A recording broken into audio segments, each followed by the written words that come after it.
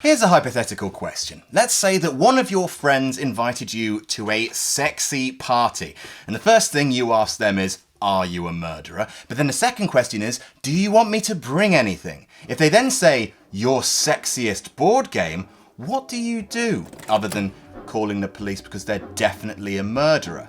Perhaps the last thing you do was take along a copy of Backgammon.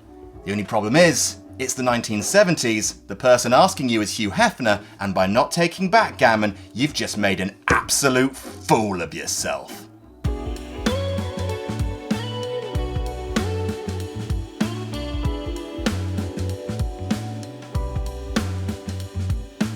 So look, I love board gaming, but if I had to pick one adjective to describe playing a board game, up here would be words like tense, exciting, funny, and down here would be erotic. Actually, hand me that spade, I can get lower. Which isn't to say that board gamers aren't sexy. I don't think there currently lives a man with more raw sexual charisma than Will Wheaton, Wesley Crush me, and Twister became a national phenomenon in the US in the 60s after sexy Johnny Carson played it with sexy Ava Gabor on The Tonight Show and 3 million people got up from their chair to go buy it. I mean, they didn't immediately get up from their chair. And then of course you have the swarm of air quotes sexy games like Monogamy or 50 Shades of Grey the board game or Erotics where couples roll dice and are told by the game at sexual gunpoint to discuss their fantasies and no and also no thank you. There's pocket card games that play out like regular games but with erotic theming like Lap Dance, Project Porn Star or Hentacle. Wait, what's Hentacle? Oh.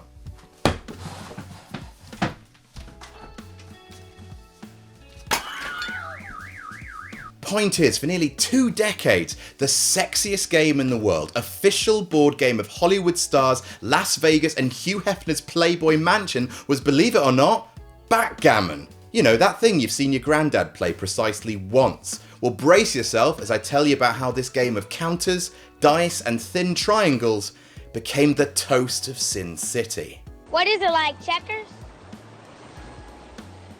Not really. It's a better game than checkers.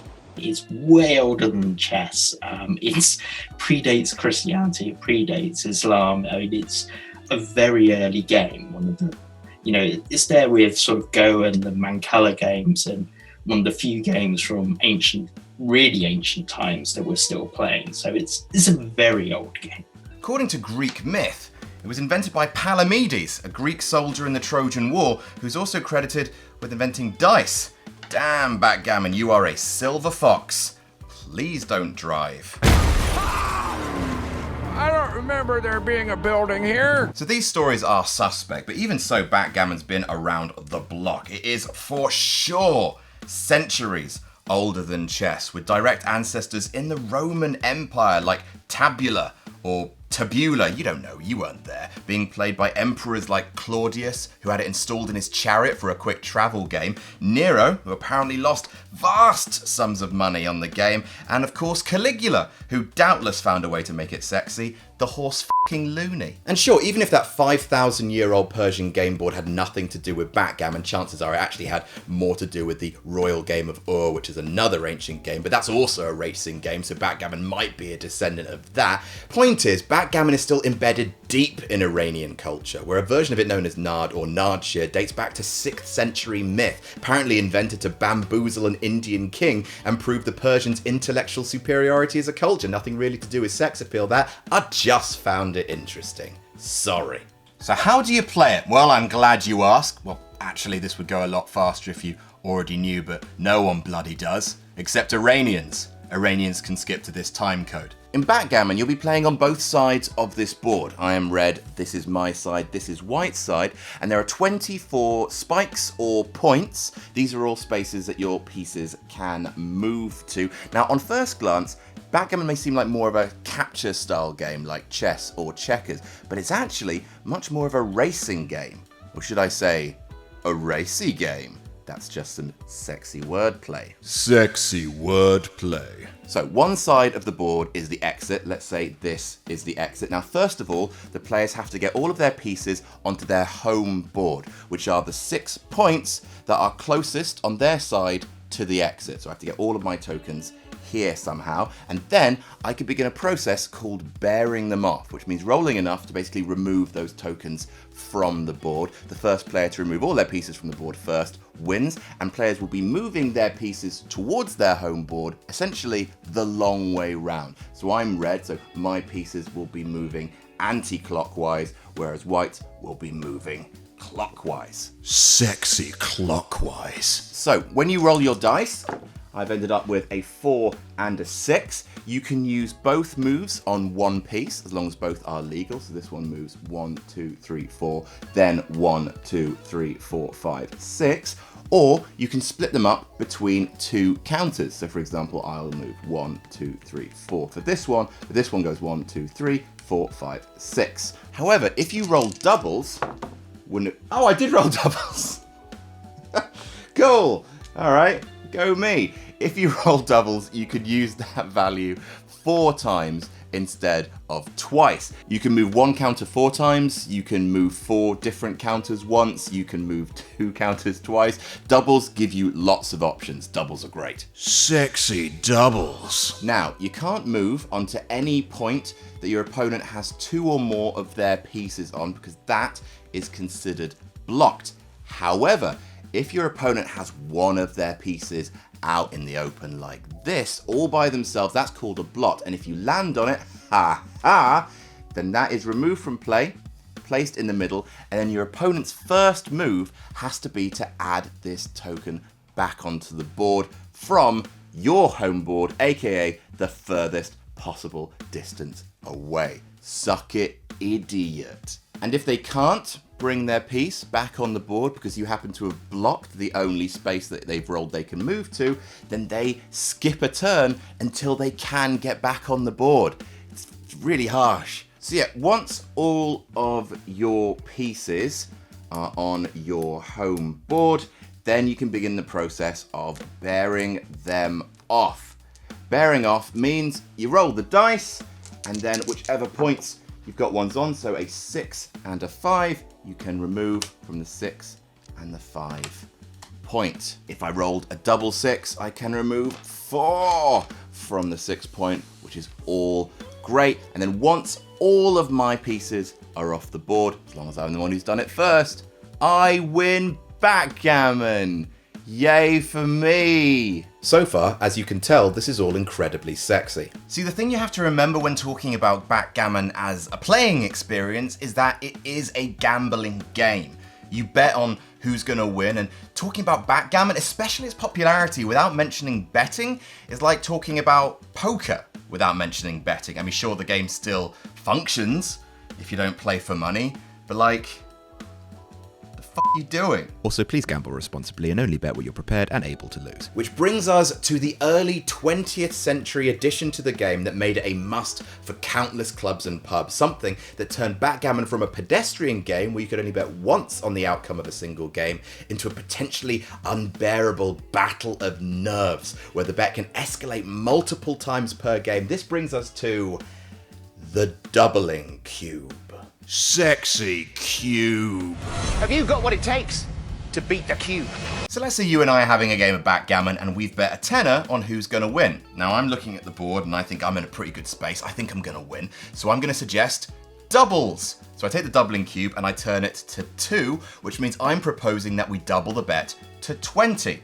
Now at this point, you've got a choice. You can look at the board and think, I'm definitely going to lose here. So you can forfeit the game and immediately hand over the original stakes of $10. Or you could accept the double, and now we're playing for £20 and you get control of the cube. Then later on, maybe if the luck shifts in your favor, you can double it to 4. So now I either have to pony up $20 and forfeit the game, or I just accept the fact that we're now playing for 40, and this could go on, and maybe now we're playing for 80.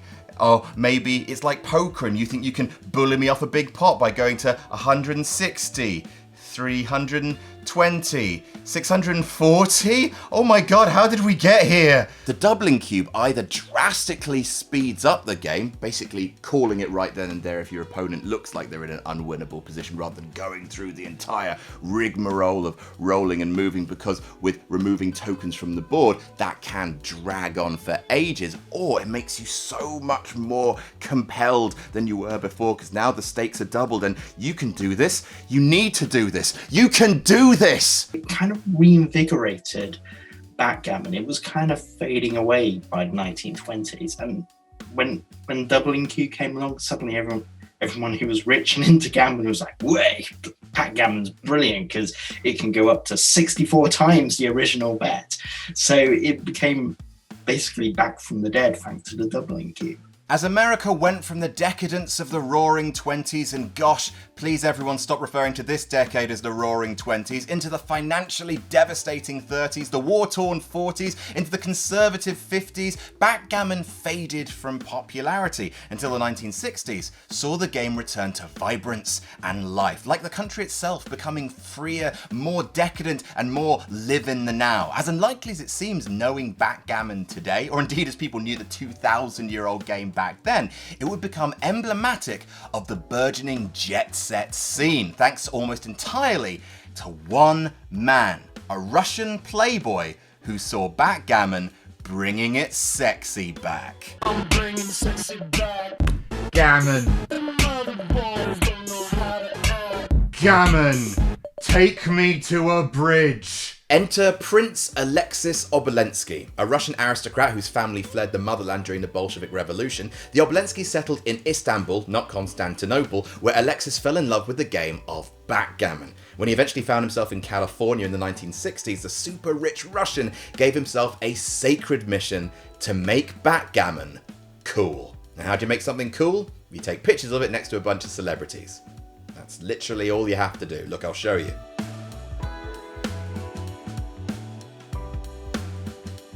Literally, Prince Alexis Obolensky just toured the private clubs of California, forcing the rich and powerful to play backgammon. And trust me, trying to get people who don't care about board games to play a board game you love, I get it, mate. I get it. Bad boys for life. But in 1964, Obolensky got the big break he desperately needed. There's this brand new multi-million-dollar hotel in the Bahamas that's being built, and its customer base that wants to attract the super rich. So they call up Obolensky, and because he's well known, he's rich, he has lots of playboy friends, and they go, "Oh, you know, we need your help. Can you kind of get some of your super rich pals to come stay at our hotel?" So he uses this to create the first, sort of backgammon tournament.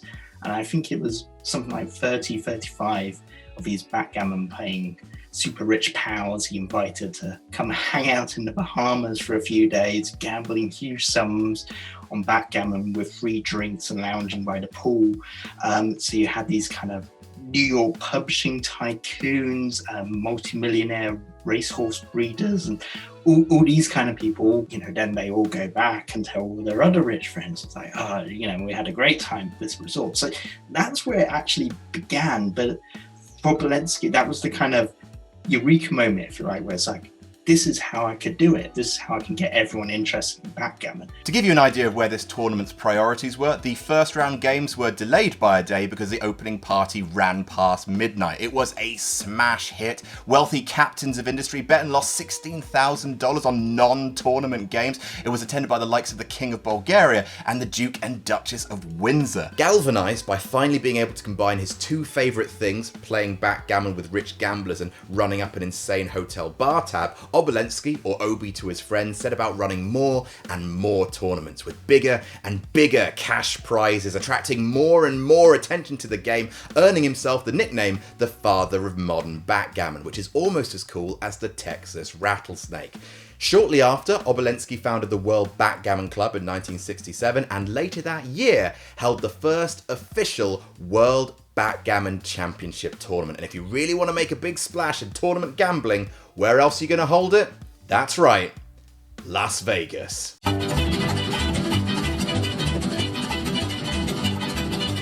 At the Sands Hotel in the Las Vegas Strip, the same one featured in the original Ocean's 11, whose Copa room saw the birth of the Rat Pack, and whose management were absolutely mobsters in association with Frank Sinatra, allegedly, Tim Holland became the first official world backgammon champion, and backgammon's A-list prestige was secured. The backgammon celebrity fad lasted throughout the 70s, with the sexy, the wealthy, and the sexy wealthy spotted at tournaments in Miami, London, Monte Carlo, Rio. Countless celebrities were photographed at backgammon tables and tournament parties. Celebrities like Mick Jagger, Omar Sharif, Diana Ross, Paul Newman, Douglas Fairbanks Jr., Joan Crawford, Bob Dylan, Lucille Ball, who actually had tournaments named after her, Liberace. Here's a picture of Madonna playing backgammon against a dog for some reason. Tina Turner, Muhammad Ali, Barry Manilow. Here's that picture of Madonna and the dog again. Aretha Franklin, and Playboy mogul Hugh Hefner, who loved the game so much he would throw regular backgammon parties at the Playboy Mansion. Backgammon featured in movies like the 1970s remake of King Kong, which is Trading Places, and perhaps most famously in 1983 in Octopussy, with James Bond confronting his foe not over a poker or baccarat table, but over a game of backgammon, with Roger Moore and Cubby Broccoli being huge fans of the game, betting huge sums in between takes on pretty much every Bond film that Moore was a part of. It's all in the wrist. Double sixes. Fancy that? FAO Schwartz and Harrods began selling and selling out of luxury backgammon sets that cost a lot more than this one did. Hell, Harrods still sells sets that cost thousands of pounds, and I want one.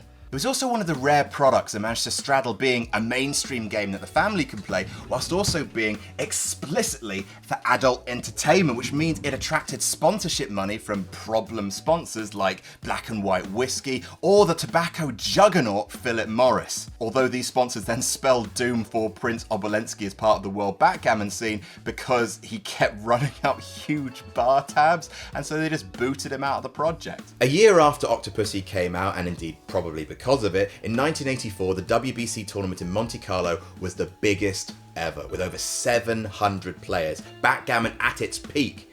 But 2 years later, in 1986, Alexis Obolensky died at his home in Manhattan, secure in his passing that he had made backgammon the #1 game in the world for a time. But almost exactly alongside his passing, the spirit of the game seemed to fade. Lots of British players had also noticed, well, there's a lot of money at stake in backgammon, and the skills I know from bridge I can apply to backgammon and be very methodical and mathematical about how to play against these rich people who aren't really playing it in a kind of can I be the best at backgammon kind of way. They're there to have a laugh and throw away some money or win some money. They don't really care about the money, as they're there for the drink. Because you have these people coming in who are super serious, and will spend kind of 20 minutes deciding their next move and really kind of thinking everything through into an obsessive level of detail. It's not that much fun anymore for the kind of rich playboy types. They were like, oh, I just want to come here and get drunk and smoke cigars and kind of throw away $250,000, or whatever. And they're finding it is becoming boring, and, there's just these kind of professional players just taking ages. And so they start to drift away. And of course, once they go, the glamour goes, and then the money goes, and then kind of the professional players go, well, there's no point playing this anymore. There's no money in it. Let's go play poker instead. So that's kind of really how backgammon kind of died off. Since then, Texas Hold'em has taken backgammon's crown as the glamorous gambling game for wealthy knobs and hasn't let it go. Now, attempts have been made to revive the image of backgammon as a sexy game for sexy elites with tournaments like the Party Gammon Million, which went back to where it all began in the Bahamas with a prize pot of over $1 million. But it still hasn't been able to rekindle the association of mainstream celebrity that it once had. Because, as Mr. Timberlake himself knows, sexy is and always will be an untamable stallion. A wild beast rampaging through land and surf, and trying to control it to your whim is like trying to lasso the wind. All you can do is watch it as it passes by and count yourself blessed for the precious moments as it passed you by. And that's our video. If you liked it, please share it around and click the thumbs up button. It all helps. Make sure you subscribe to No Rolls Barred for more board game history videos and other fun stuff from the world of hobby gaming. And never forget to get on board.